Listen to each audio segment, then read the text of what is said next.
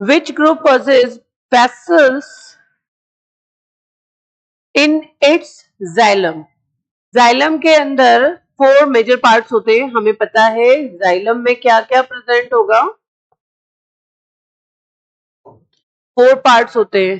कौन कौन से? नंबर 1 पे वेसल्स आएगा या ट्रैकियार्ड्स।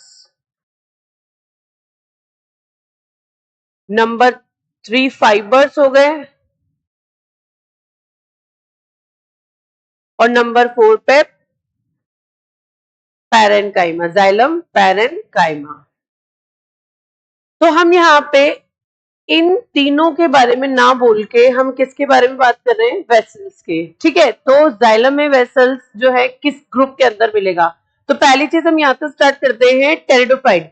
टेरिडोफाइट को फर्स्ट वेस्क्यूलर प्लांट कहा जाता है। ठीक है, टेरेस्ट्रियल वेस्कुलर प्लांट कहा जाता है। क्लियर?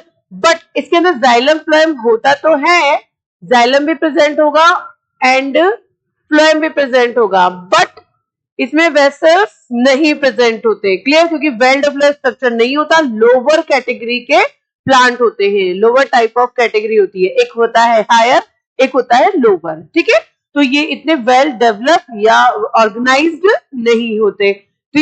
दूसरा हम बात करते हैं एंजियोस्पर्म की। अगर बात करेंगे तो राइट आंसर हमारा एंजियो ही है, क्योंकि एंजियोस्पर्म मोर एडवांस एक ग्रुप है ये प्लांट का। जब हम प्लांट ग्रुप पढ़ते हैं तो सबसे पहले क्या होता है हमारे पास में? सबसे पहले आता है थैलोफाइट्स। ठीक है, जिसमें हम एल्गीज पढ़ते हैं। वेल डेवलप्ड स्ट्रक्चर, इसमें भी स्टार्टिंग कैसे होती है? थैलस से। इसमें वेल डेवलप्ड स्ट्रक्चर प्रेजेंट नहीं होता। फिर हम यहाँ पे किस पे बात करते हैं?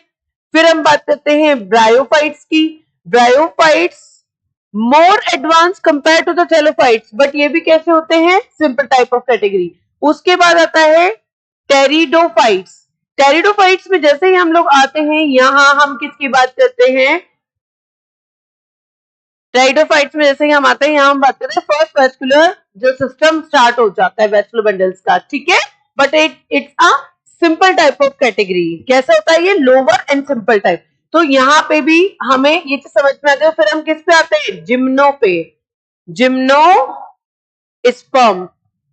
ठीक है, उसके बाद हमारा लास्ट जो आता है वो क्या आता है? एंजियोस्पर्म।